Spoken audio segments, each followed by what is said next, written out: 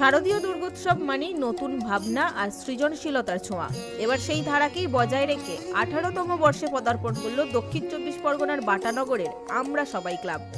Club কর্তৃপক্ষের ঘোষণা অনুযায়ী এবারে তাদের পুজো মণ্ডপের থিম হলো স্বামীজির চোখে ভারত দর্শন। স্বামী বিবেকানন্দের আদর্শ এবং তাঁর দেখা ভারতবর্ষের প্রতিচ্ছবি তুলে ধরতেই এমন অভিনব থিম বেছে নিয়েছেন উদ্যোক্তারা। যারা গিয়েছে দর্শনার্থীদের মুগ্ধ করতে এই মণ্ডপ তৈরি হয়েছে প্রায় 75 ফুট উচ্চতায়। আমরা এবছর থিম করেছি 18 বছরের, আমাদের এবছর 18 বছর পূর্ণ হচ্ছে, তাই আমরা 18 বছর মানে যৌবন, তাই আমরা চেষ্টা করেছি স্বামীর সম্বন্ধে কিছু তুলে ধরার।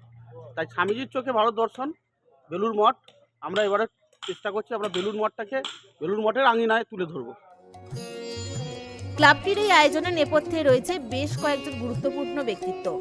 ক্লাবের সভাপতি হিসেবে রয়েছেন সুব্রত কুল, সম্পাদক তাপস ভট্টাচার্য এবং আইনজীবী রিন্টু চক্রবর্তী। এই পুজোর মূল উদ্যোক্তা হিসেবে সামনের সারিতে রয়েছেন মহেশতলা পুরসভার 34 নম্বর ওয়ার্ডের কাউন্সিলর গোপাল সাহা মহাশয়। গোপাল সাহা এবং অন্যান্য কর্মকর্তারা জানিয়েছেন এই থিমের মাধ্যমে তারা বর্তমান প্রজন্মের কাছে স্বামীজির চিন্তাভাবনা এবং দেশের ঐতিহ্যকে তুলে ধরে আনতে চেয়েছেন।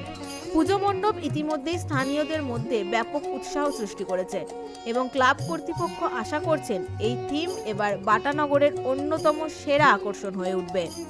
দক্ষিণ 24 পরগনা থেকে অরুণ লোধের রিপোর্ট, বিগ নিউজ বাংলা।